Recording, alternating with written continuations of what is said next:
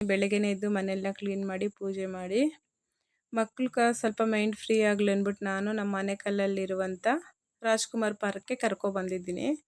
ನೋಡಿ ನನ್ನ ಮಕ್ಳು ಎಷ್ಟು ಚೆನ್ನಾಗಿ ಆಟ ಆಡ್ತಾ ಇದ್ದಾರೆ. ಅವ್ರಿಗೂ ಮನೆಯಲ್ಲೇ ಇದ್ದು ಇದ್ದು ತುಂಬ ಬೋರ್ ಅನಿಸಿರ್ತೈತೆ. ಸ್ವಲ್ಪ ಮೈಂಡ್ ಫ್ರೀ ಆಗಲಿ, ರಿಲೀಫ್ ಆಗಲಿ, ಸ್ಕೂಲ್ ರಜಾ ಸಿಕ್ಕಿದವಾಗ ಬರ್ತಾಯಿದ್ರಿ. ಇತ್ತೀಚೆಗೆ ನಾನು 3 ಮಂತ್ ಆಯಿತು ಬಂದು ಪಾರ್ಕ್ ಕಡೆ. ಮಕ್ಕಳು ಮನೇಲಿದ್ಲು, ಬಿಸಿಲು ಜಾಸ್ತಿ ಅಂದ್ಬಿಟ್ಟು ಬಂದಿರಲಿಲ್ಲ. ಇವತ್ತು ಬೆಳಗ್ಗೆನೇ ನಾನು ಪಾರ್ಕ್ ಪಕ್ಕದಲ್ಲೇ ಮತ್ತು ತಾಲೂಕು ಆಫೀಸ್ ಇರೋದು.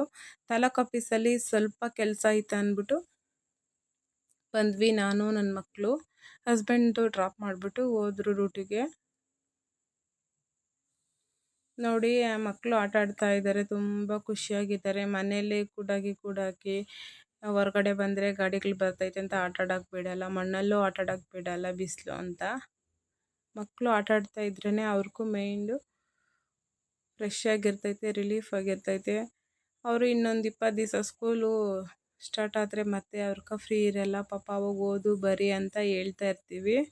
ಹಂಗಾಗಿ ಇವತ್ತು ನಾನು ರಾಜ್ಕುಮಾರ್ ಪಾರ್ಕ್ಗೆ ಕರ್ಕೊಬಂದಿದ್ದೀನಿ. ನಮ್ಮ ಮನೆ ಕಲ್ಲಲ್ಲಿ ಇರುವಂಥ ರಾಜ್ಕುಮಾರ್ ಪಾರ್ಕ್ ಇದು.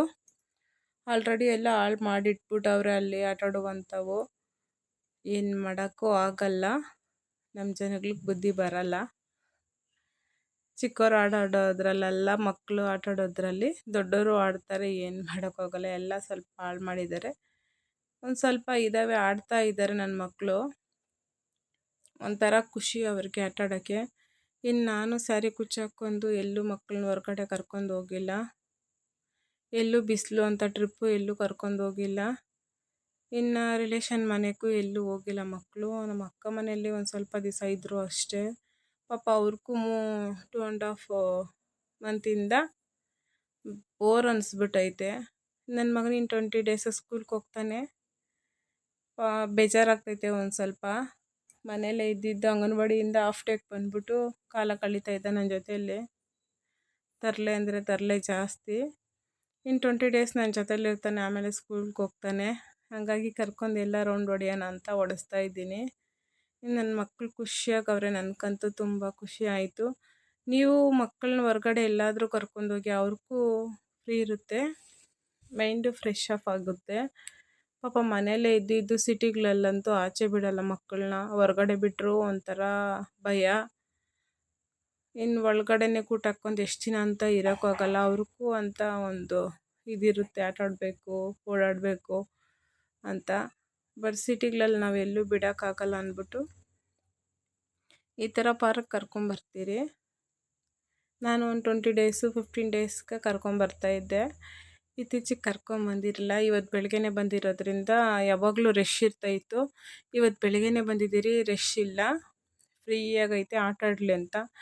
ಇಲ್ಲಾಂದರೆ ಒಂದೊಂದು ಈಗ ಜೋಕಾಲಿ ಆಡಬೇಕಂದ್ರೆ, ಮತ್ತು ಜಾರಬಂಡಿ ಆಡಬೇಕಂದ್ರೆ, ಗೇಮ್ಸ್ ಎಲ್ಲ ಆಡಬೇಕಂದ್ರೆ ಕಾಯಬೇಕಾಗಿತ್ತು.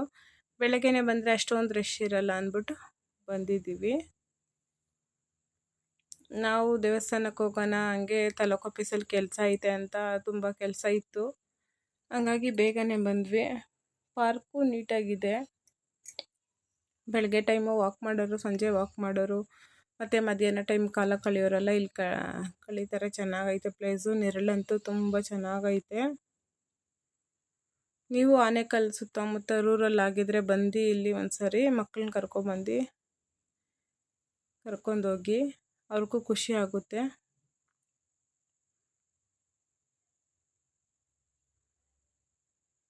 ನನ್ನ ಮಕ್ಕಳು ಆಟ ಆಡ್ತಾ ಇದ್ದಾಳೆ, ಎಲ್ಲದರಲ್ಲೂ ಆಡ್ತಾರೆ ನನ್ನ ಮಕ್ಕಳು. ತುಂಬ ದಿವ್ಸನಿಂದ ಕೇಳ್ತಾ ಇದ್ರು, ಹಂಗಾಗಿ ಕರ್ಕೊಬಂದಿದ್ದೀನಿ ಪಾಪ. ಇನ್ನು ನನ್ನ ಮಗನಿಗೆ ಸ್ವಲ್ಪ ಎಷ್ಟು ಇನ್ಕಮ್ ಸರ್ಟಿಫಿಕೇಟ್ ಮಾಡಿಸ್ಬೇಕಾಗಿತ್ತು. ಅಲ್ಲಿ ತಾಲೂಕು ಆಫೀಸ್ ಹತ್ರ ಕಾಯೋಕ್ಕಾಗಲ್ಲ ಅಂದ್ಬಿಟ್ಟು ಇಲ್ಲಿ ಪಾರ್ಕ್ ಹತ್ರ ಬಂದು ಹೋದ್ವಿ. ನನ್ನ ಮಕ್ಕಳು ಆಟ ಆಡ್ತಾ ಇದ್ದಾರೆ, ಅದೊಂದು ಖುಷಿ ಅವ್ರಿಗೆ ಇವತ್ತು. ನಾನು ಸ್ಯಾರಿ ಕುಚ್ಚಾಕೋದ್ರಿಂದ ಮನೆಯಲ್ಲೇ ಕೂಡಾಕ್ಬಿಟ್ಟು ಸೀರೆ ಇಸ್ಕೊಂಬರಕ್ಕೆ ಹೋಗ್ತೀನಿ.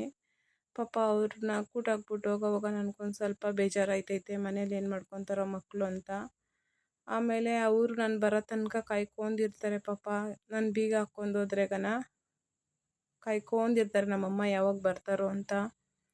ಅದೊಂದು ಸ್ವಲ್ಪ ಬೇಜಾರು ಅನ್ನಿಸ್ತೈತೆ. ನನಗೆ ತಾಯಿ ತಂದೆ ಇದ್ದಿದ್ರೆ ನನ್ನ ಮಕ್ಕಳು ನೋಡ್ಕೊತಾ ಇದ್ರು. ನಾವು ಇಲ್ಲಿ ಇರೋದು ಅಕ್ಕಪಕ್ಕ ಯಾರು ನೋಡ್ಕೊಳಲ್ಲ, ಯಾರು ನೋಡ್ಕೊಳೋದಿಲ್ಲ ಬಿಡು, ಯಾರಿದ್ರೂ ನೋಡ್ಕೊಳಲ್ಲ ಅಕ್ಕಪಕ್ಕ. ಬಟ್ ನನ್ನ ಮಕ್ಕಳು ನಾವು ಒಂಟಿ ಮನೆ ಇರೋದ್ರಿಂದ ನಮ್ಗೆ ಅಕ್ಕಪಕ್ಕದಲ್ಲಿ ಯಾರನ್ನೂ ಅಷ್ಟೊಂದು ನಾನು ಕೇರ್ ಮಾಡ್ಕೊಳಲ್ಲ. ಇನ್ನು ನಮ್ಮ ರಿಲೇಟಿವ್ಸೇ ನೋಡ್ಕೊಳಲ್ಲ, ಇನ್ನು ಬೇರೆಯವ್ರು ಇನ್ನೆಷ್ಟು ಮಾತ್ರ ನೋಡ್ಕೊತಾರೆ.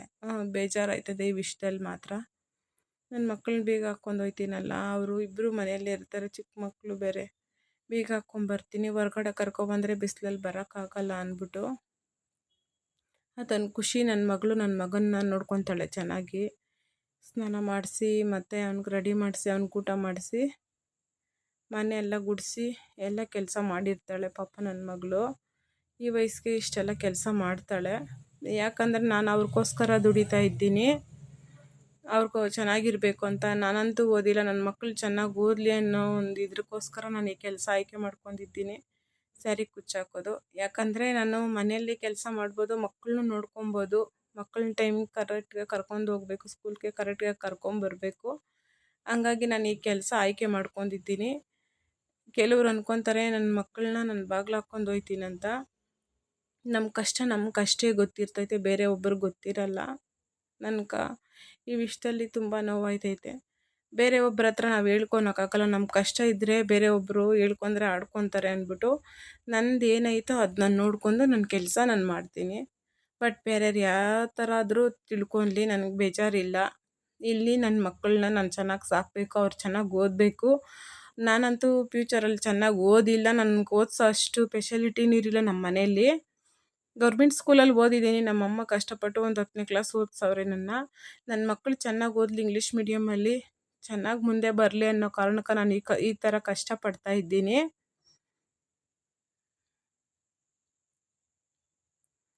ಆದರೂ ನನ್ನ ಮಗಳು ತುಂಬ ಕೇರ್ ಮಾಡ್ಕೊಂಡು ನನ್ನ ಮಗನ ನೋಡ್ಕೊತಾಳೆ.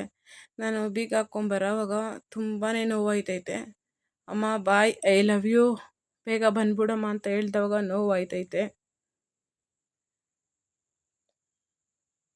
ನನ್ನ ಕೆಲಸ ಅಂಥದ್ದು ಕೆಲವೊಂದು ಸರಿ ಏನು ಮಾಡೋಕ್ಕಾಗಲ್ಲ, ನಾನು ಯಾರ ಮೇಲೇನೂ ಡಿಫೆಂಡ್ ಆಗೋಲ್ಲ. ನನ್ನ ಮಕ್ಕಳು ಚೆನ್ನಾಗಿ ಓದಬೇಕು, ಅದೊಂದು ಇದೇ ನನ್ನ ಮೈಂಡಲ್ಲಿ ಅಷ್ಟೇ, ಬೇರೆ ಬಿಟ್ಟು ಅದು ಬಿಟ್ಟು ಇನ್ನೇನು ಇಲ್ಲ. ನಾನು ಯಾರ ಮೇಲೇನು ಡಿಫೆಂಡ್ ಆಗೋಕ್ಕೆ ಹೋಗಲ್ಲ.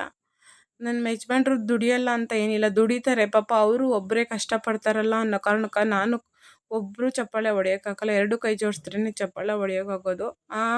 ಅದಕ್ಕೋಸ್ಕರ ನಾನು ಈ ಕೆಲಸ ಆಯ್ಕೆ ಮಾಡ್ಕೊಂಡು ಮಾಡ್ತಾಯಿದ್ದೀನಿ. ನಾನು ಕೆಲ್ಸಕ್ಕೆ ಹೋಗ್ಬೋದಲ್ಲ ಅಂತ ಕೇಳ್ತೀರಾ, ನೀವು ಕೆಲ್ಸಕ್ಕೆ ಹೋಗ್ಬೋದು. ನಾನು ಬೆಳಗ್ಗೆ 8:30 ಹೋದರೆ 6:30 ಬರ್ತೀನಿ. ನನ್ನ ಮಕ್ಕಳು 4:30 ಬಂದರೆ ಬೇರೆ ಒಬ್ಬರು ಮನೆಗೆ ಬಿಡೋಕ್ಕಾಗಲ್ಲ, ಬೇರೆ ಒಬ್ಬರು ನೋಡ್ಕೊಳಕ್ಕೂ ಆಗಲ್ಲ ಅನ್ನೋ ಕಾರಣಕ್ಕೋಸ್ಕರ ನಾನು ಈ ಕೆಲಸ ಆಯ್ಕೆ ಮಾಡ್ಕೊಂಡು ಮಾಡಿದ್ದೀನಿ.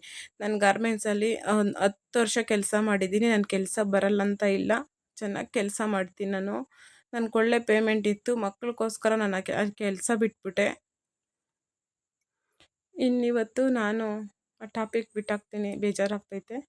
ನನ್ನ ಮಕ್ಕಳನ್ನ ನಾನಿವತ್ತು ನನ್ನ ಮಗನ ಸ್ವಲ್ಪ Aadhaar card, caste income certificate ಮಾಡಿಸ್ಬೇಕಾಗಿತ್ತು. ಹಂಗಾಗಿ ತಾಲೂಕು ಆಫೀಸ್ಗೆ ಬಂದಿದ್ದೀನಿ.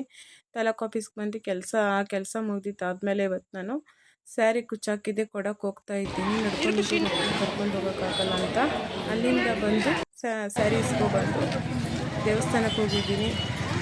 ಅವರು ಖುಷಿಯಾಗಿರಲಿ, ನನ್ನ ಮಕ್ಳಿಗೆ ದೇವಸ್ಥಾನಕ್ಕೆ ಕರ್ಕೊಂಡು ಹೋಗ್ಬೇಕಂತ ದೇವಸ್ಥಾನಕ್ಕೆ ಹೋಗಿ ಅಲ್ಲಿ ದೇವ್ರನ್ನ ಮುಕ್ಕೊಂಡು ಇನ್ನು ನಾವು ಮನೆ ಕಡೆ ಬಂದ್ವಿ. ನನ್ನ ಮಕ್ಳಿಗೆ ಒಂದು ಸ್ವಲ್ಪ ತಿಂಡಿ ತಕ್ಕೊಟ್ಟೆ, ತಿನ್ಕೊಂಡು ಬಸ್ಸಲ್ಲಿ ಒಂದು ಸ್ವಲ್ಪ ವೀಡಿಯೋ ಮಾಡ್ಕೊಂಡು ಮನೆಗೆ 2 ಸ್ಯಾರಿ ಥ್ರೆಡ್ ತಗೊಂಡು ಬಂದೆ. 2 ಸ್ಯಾರಿಗೆ ಥ್ರೆಡ್ ಬೇಕಾಗಿತ್ತು, ಥ್ರೆಡ್ಡು ಬೀಡ್ಸು ತೊಗೊಬಂದಿದ್ದೀನಿ. ನನ್ನ ಮಕ್ಳು ಖುಷಿನೇ ನನ್ನ ಖುಷಿ ಅಷ್ಟೇ. ನನಗೆ ಎಲ್ಲ ತಾಯಿ ತಂದೆ ಹೇಳೋದು ಅದೇ, ನಮ್ಮ ಮಕ್ಳು ಖುಷಿನೇ ಬೇರೆಯೊಬ್ಬರು ಖುಷಿ ಅಂತ. ಇನ್ನು ನಾನು ಕೆಲಸ ಮಾಡೋವಾಗ ನನ್ನ ಮಕ್ಳು ಹೆಲ್ಪ್ ಮಾಡ್ತಾಯಿದ್ದಾರೆ. ಥ್ರೆಡ್ಸ್ ಎಲ್ಲ ನೋಡಿ ಈ ಥರ ವೇಸ್ಟ್ ಆಗುತ್ತೆ ಅಂದ್ಬಿಟ್ಟು ಎಲ್ಲ ಒಂದೊಂದು ಬಾಕ್ಸಲ್ಲಿ ಒಂದೊಂದು ಕಲರ್ಸ್ ಹಾಕಿಟ್ಬಿಟ್ಟು ಗಮ್ ಹಾಕಿಡ್ತಾರೆ, ಪ್ಲಾಸ್ಟರ್ ಹಾಕಿಡ್ತಾವ್ರೆ, ಯಾಕಂದರೆ ಥ್ರೆಡ್ ಹಾಳಾಗಬಾರ್ದು ಅಂತ. ನನ್ನ ಮಗಳು ತುಂಬ ಹೆಲ್ಪ್ ಮಾಡ್ತಾಳೆ, ನನ್ನ ಖುಷಿ ಮಗಳು. ನನ್ನ ಮಗ ಸುಮ್ಮನೆ ತರಲೆ ಮಾಡ್ಕೊಂಡಿರ್ತಾನೆ, ಅವನಿನ್ನ ಚಿಕ್ಕ ಹುಡುಗ. ಅದಾದಮೇಲೆ ನಾನು ಇವತ್ತು ನೈಟ್ ಊಟಕ್ಕೆ ಪಲ್ಯ ಮಾಡ್ತಾಯಿದ್ದೀನಿ, ಮುದ್ದೆ ಸಾಂಬಾರು ಪಲ್ಯ ಮಾಡ್ತಾಯಿದ್ದೀನಿ. ಇವತ್ತಿನ ವ್ಲಾಗ್ ಇಷ್ಟ ಆಗಿತ್ತು. ಅವ್ರವ್ರ ಕಷ್ಟ ಅವ್ರಿಗೆ ಗೊತ್ತಿರ್ತೈತೆ. ನೆಕ್ಸ್ಟ್ ವ್ಲಾಗಲ್ಲಿ ಸಿಗೋಣ ಫ್ರೆಂಡ್ಸ್. ನನ್ನ ವೀಡಿಯೋ ನೋಡಿ ಹಾಗೆ ಶೇರ್ ಮಾಡಿ ಫ್ರೆಂಡ್ಸ್.